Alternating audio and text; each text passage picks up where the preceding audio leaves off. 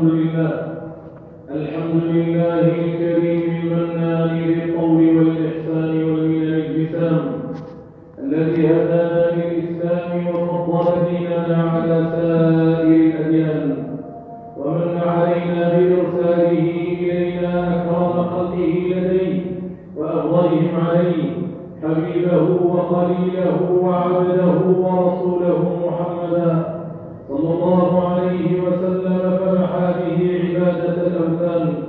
أحمده أبلغ حمده وأزكاه، وأسأله المزيد من فضله وأناه، أن لا إله إلا الله وحده لا شريك له، وأشهد أن سيدنا محمدا عبده ورسوله صلى الله عليه وعلى آله وصحابته أجمعين. أما بعد، أيها الأحبة الأكارم، اتقوا الله عز وجل حق تقاته، ولا تموتن إلا وأنتم مسلمون، واعلموا بأن أفضل الوصايا ما ختم به كتاب رب البرايا، فقد كان آخر ما نزل من القرآن العظيم: واتقوا يوما ترجعون فيه إلى الله ثم توفى كل نفس ما كسبت وهم لا يظلمون. اللهم أكرمنا بتقوى ظاهرا وباطنا يا أرحم الراحمين يا رب العالمين. يقول الله عز وجل وهو أصدق القائلين: فبما رحمة من الله لنت لهم ولو كنت فظا غليظ القلب لانفضوا من حولك فاعف عنهم واستغفر لهم وشاورهم في الأمر، فإذا عزمت فتوكل على الله إن الله يحب المتوكلين.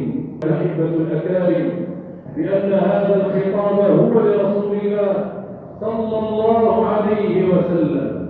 الله يمتن على رسوله ويعلمه مع ما له من منزلة النبوة والرسالة، بل أنه سيد الأنبياء والمرسلين. يقول له بدليل الخطاب: لولا دماثة خلقك ولولا حسن خلقك لانفضوا من حولك، فبما رحمة من الله لنت لهم ولو كنت فظا غليظ القلب لانفضوا من حولك. إذا كان رسول الله مع ما له من جمال الخلقة، جمال الوجه والمنظر، مع ما له من حسن الصوت، يقول له الله: ولو كنت، حرف امتناع لامتناع، ولو كنت فظا غليظ القلب لانفض الصحابة من حولك. أقول لنا ولكم ولجميع من يستمع إليه: ما بالنا نحن إذا كنا على غير حسن خلق؟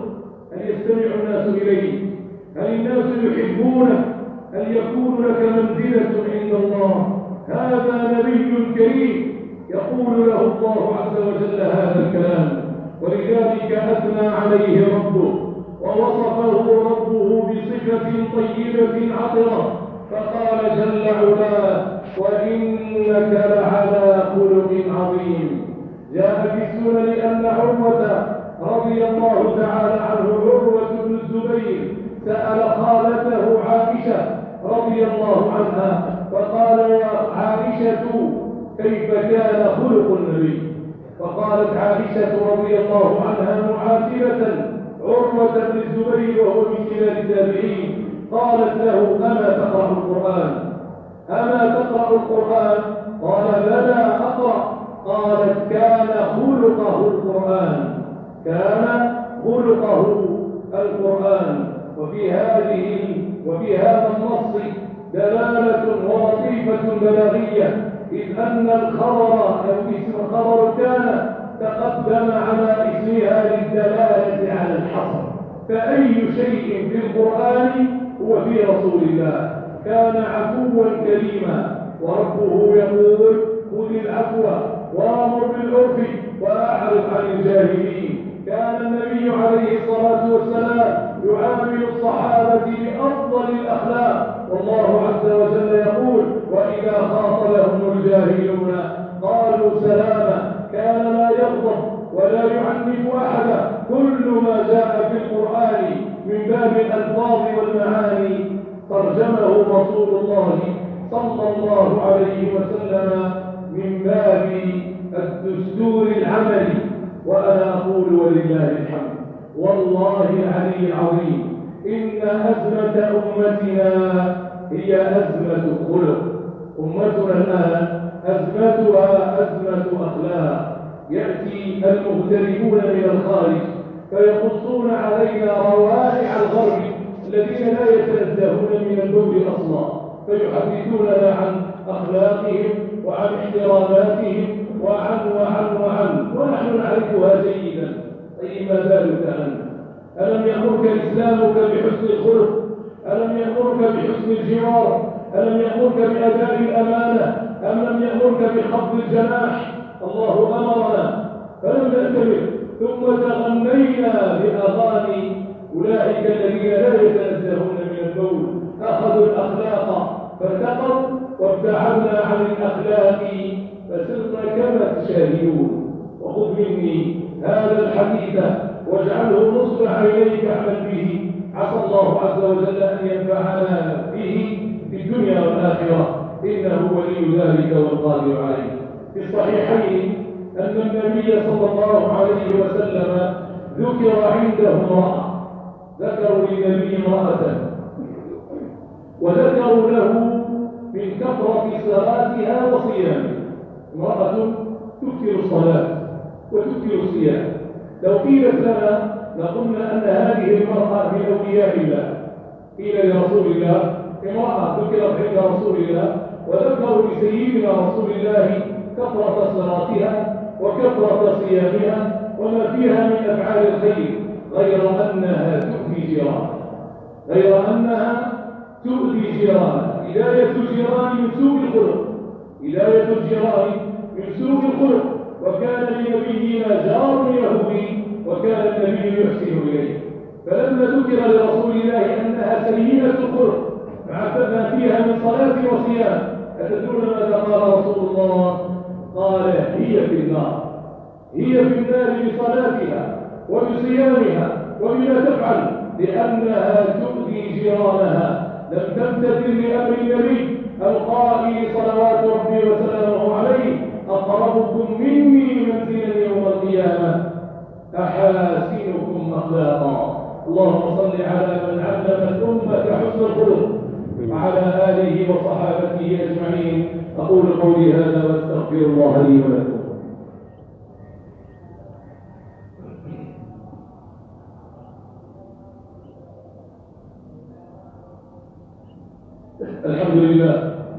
الحمد لله البصير، والصلاة والسلام على البشير النذير سيدنا وقرة أعيننا محمد وعلى آله الطيبين الطاهرين وصحابته الغر الميامين، وعنا معهم برضاك وجودك وكرمك يا أكرم الأكرمين يا رب العالمين.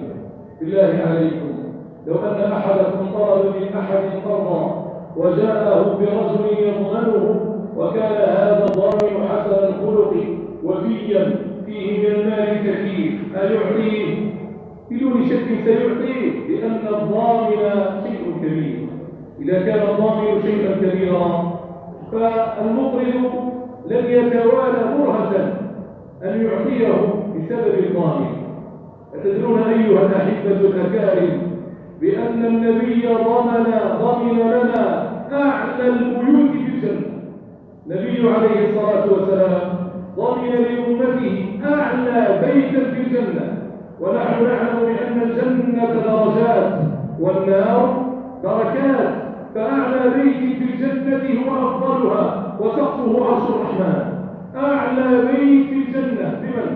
يقول النبي عليه الصلاة والسلام: أنا زعيم بيت في رضب الجنة لمن ترك النار، وأنا زعيم بيت في وسط الجنة. ثم قال: وأنا زعيم بيت. الزعيم في اللغة هو الضامن، ومنه قول الله عز وجل: وأنا به زعيم، أي وأنا ضامن على إرجاع الكيل في قصة سيدنا يوسف. الزعيم في اللغة هو الضامن. النبي الآن يقول: وأنا زعيم بيت في أعلى الجنة، في أعلى الجنان، أي أنا أضمن لك أيها المؤمن الموحد بيتا في أعلى الجنة، ماذا تفعل لمن حسن خلقه؟ لمن حسن خلقه. حذاري من الطيش والعربدة. العربدة لا تنفع. قديما قال أبو العلاء المعري عند رواية طيبة يقول لا عربدة في الجنان. سوء الخلق غير موجود في الجنة. سوء الخلق غير موجود في الجنة. الجنة فيها أحاسن الناس أخلاقا. قال النبي عليه الصلاة والسلام ما من شيء أثقل في الميزان عند الله من تقوى الله عز وجل وحسن الخلق. اللهم أحسن أخلاقنا، اللهم أحسن أخلاقنا، اللهم أحسن أخلاقنا. اللهم إنا نسألك يا رب أن ترزقنا خلقا حسنا طيبا مباركا، واجعلنا ممن لا يأخذه في دينك لومة لائم يا أرحم الراحمين يا رب العالمين. اللهم اغفر ذنوبنا واستر عيوبنا وفرج كروبنا وتولى أمرنا وارض عنا يا أرحم الراحمين يا رب العالمين. اللهم كن لنا ولا تكن علينا، وانصرنا ولا تنصر علينا، ومن أرادنا وبلدنا بشر فأشغله في نفسه، واجعلنا في برك وأمانك وأمرك وإحسانك، وعصنا بعينك التي لا تنام، واغفرنا بركنك الذي لا يضام. اللهم يا رب انصر إخواننا المستضعفين في غزة، اللهم انصر إخواننا المستضعفين في غزة، اللهم كن لهم عونا ونصيرا يا أرحم الراحمين يا رب العالمين. وصل اللهم وسلم على سيدنا محمد وعلى آله وصحبه أجمعين، وأقم الصلاة يرحمنا ويرحمكم الله.